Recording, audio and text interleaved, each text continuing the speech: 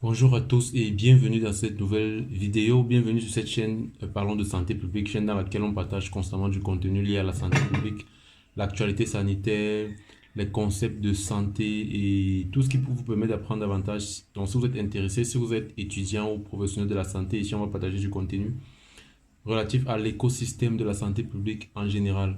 Alors aujourd'hui, je partage une actualité avec vous, une actualité qui n'est pas bonne, c'est l'actualité qui vient de la Tanzanie. Pour la première fois de son histoire, la Tanzanie a notifié des cas de virus Marburg sur son territoire. Vous savez, on avait partagé dans cette vidéo, dans cette chaîne, l'apparition de la maladie à virus Marburg en Guinée équatoriale, pays limitrophe avec le Gabon et le Cameroun.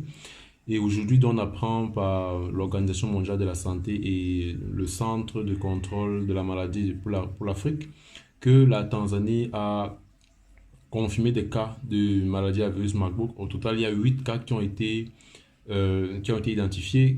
8 personnes qui présentaient des signes et des symptômes similaires à ceux de la maladie à virus Marburg, donc la fièvre, les vomissements et le saignement au niveau des cavités du corps.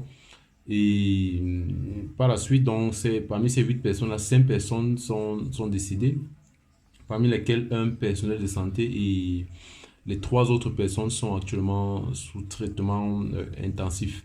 Donc, ça fait pratiquement un taux de létalité de 63%. Vous savez, le taux de létalité de la maladie à virus Marburg est très élevé. C'est ça qui fait en sorte que c'est une maladie qui est très dangereuse. Le taux de létalité va de 23% à 80%, mais la moyenne se situe à 55%. Vous voyez, c'est une maladie qui est extrêmement grave. La probabilité de mourir lorsqu'on est infecté est très grave s'il n'y a pas un traitement, une prise en charge rapide qui est faite. Donc, ce qui est également inquiétant, c'est le fait que la maladie à virus Marburg est arrivée dans un pays comme la Tanzanie qui est limitrophe du Burundi, de, également du Rwanda, de l'Ouganda.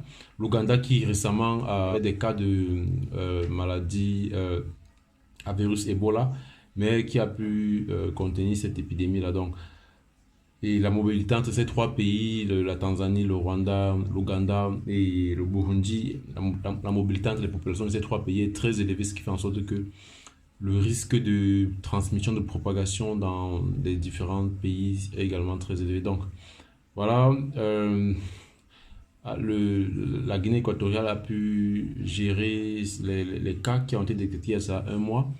Et sans que on ne soit totalement serein, on apprend que la Tanzanie également a cette maladie qui est hautement contagieuse. Donc, alors pour ceux qui voudraient savoir, avoir des informations supplémentaires sur la maladie, les informations liées à l'épidémiologie et autres, j'ai fait une vidéo sur cette chaîne dans laquelle je présente la maladie, les causes, les symptômes, le traitement et tout le reste. Vous pouvez jeter un lien sur les vidéos. La réponse qui est apportée par le Centre de contrôle des maladies et l'Organisation mondiale de la santé consiste notamment à déjà faire un suivi des cas contacts de ces 8 personnes qui ont développé la maladie là.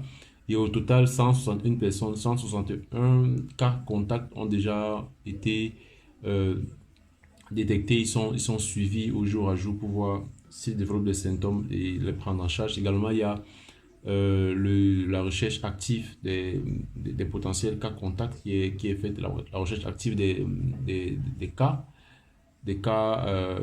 suspects est également faite au niveau de la communauté. Également, il y a la communication de risque qui a été mise en place par les autorités tanzaniennes avec l'appui de l'Organisation mondiale de la santé et du Centre de contrôle de la maladie pour la région africaine.